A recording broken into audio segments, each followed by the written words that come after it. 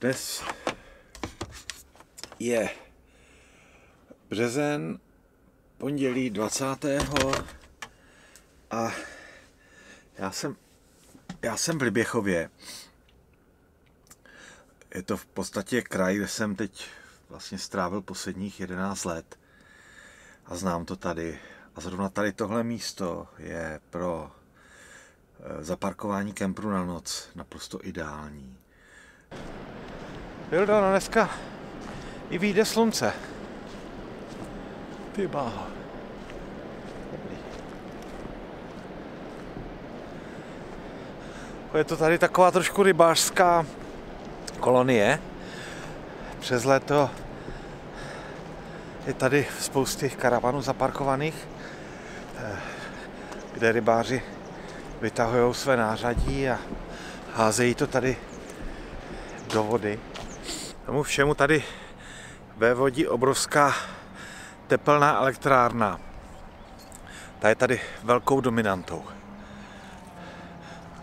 Pokud máte rádi industriál, tak se vám to bude líbit. Pokud ne, tak tady neparkujte. Jinak je tady opravdu kouzelně.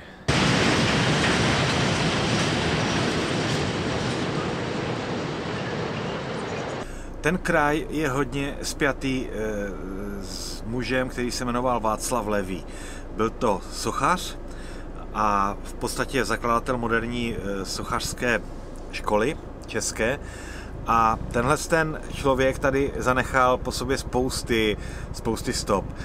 Vlastně jedna z největších jsou Čertovy hlavy, které jsou v Želízích, což je obec, která je asi 4 km od Liběchova. A údajně jsou to největší vlastně hlavy vytesané ve skalách po těch amerických, které jsou v Dakotě. A samozřejmě, když přijedete do Liběchova, můžete tady zaparkovat a projít se, je to cirka 12 km po všech sochách, které tady Václav Levý zanechal.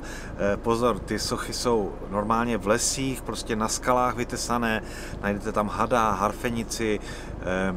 Stojí za to vidět klácelku, která je postavená, nebo která byla vytesaná ve skalách a inspirovaná bajkařem Klácelem, který byl vlastně,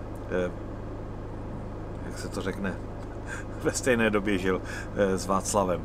No a je tady opravdu hodně zajímavých věcí. Doporučuji, tenhle kraj je opravdu zvláštní. Jednak příroda je tady nádherná, všude pískovcové skály.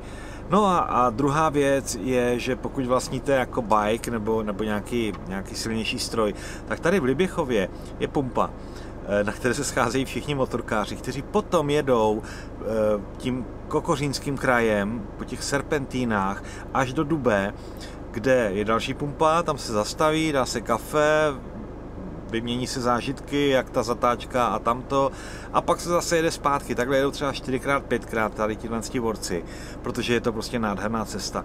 Samozřejmě přes léto je to velmi fragmentované a já jsem u Dubé je krásný kemp, kde je rybník a já jsem tam půjčoval pedalboardy přes léto. Možná mě tam i letos najdete, nevím, jestli se rozhodnu. Každopádně, a to je smutná věc, že pokaždé, když jsem se vracel, tak nějakého motorkáře prostě odvážela sanitka. Je to tady krásné, ale vždycky, když je něco krásné, tak je to i nebezpečné. Takže bacha na to.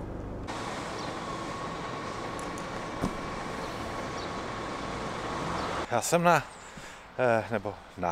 v zahradách Liběchovského zámku.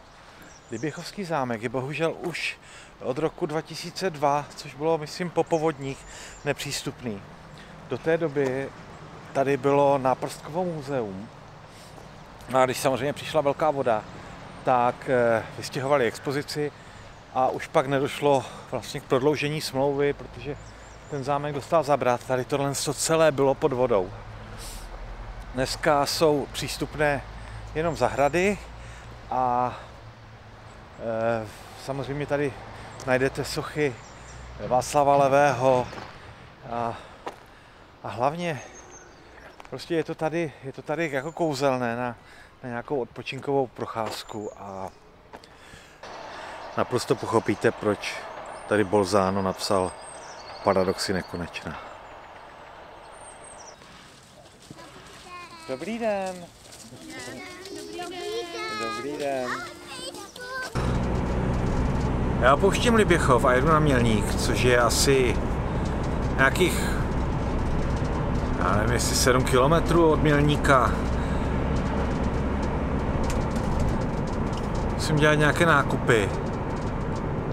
Musím koupit plynovou láhev, protože už jsem jednu na horách vydendal. No a potom pojedu prostě směr Kladno. Víte, ono je pro mě teď vlastně velmi těžké se nějak zorientovat, nějak se nahodit, protože když máte děti, tak je to prostě jiná energie,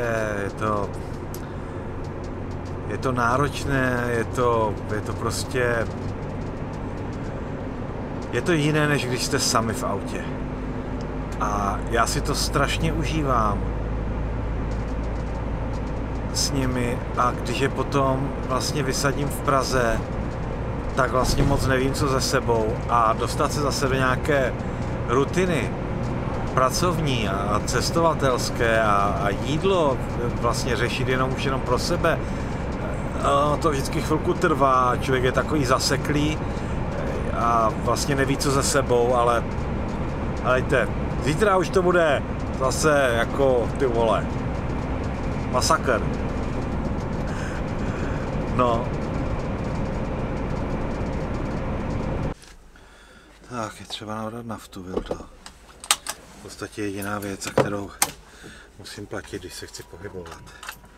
A jídlo, samozřejmě.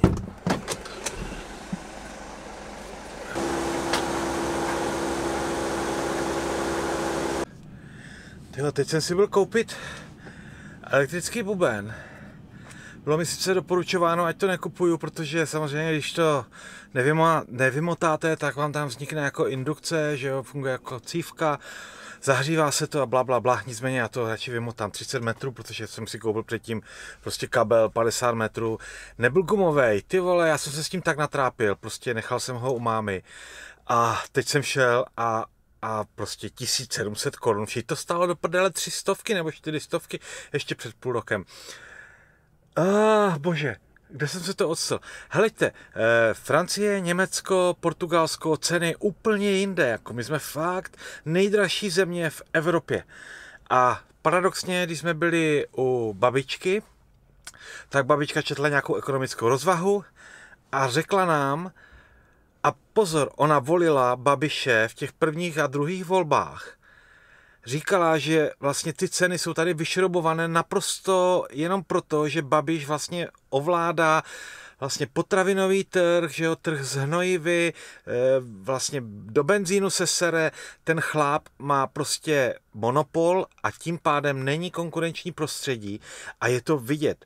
Jako v Polsku zaplatíte o 1/3 až 40% méně za to, co koupíte tady. Prostě jsme byti, protože prostě jsme dovolili, aby někdo měl monopol. Pardon, to byla taková politická vsuvka, teď už se na to úplně vyprdnu zase. Politika žádná a one life! No sorry, ale jsem tě vylekal, viď? Vidíte, já už se dostávám zase do nějaké rutiny. Tonička mi poradila a Rudla vlastně taky, že když zakončuju video, tak tam nemám to, co mají všichni youtubeři. To znamená něco o nějakých komentech, něco o nějakých odběrech, ty vole, a nějaký zvoneček. Helejte, děcka, já jsem rád, že na to koukáte. A díky vám za to. V podstatě jste se mnou, já tady nejsem sám v tom okamžiku. Mějte se krásně. Čau.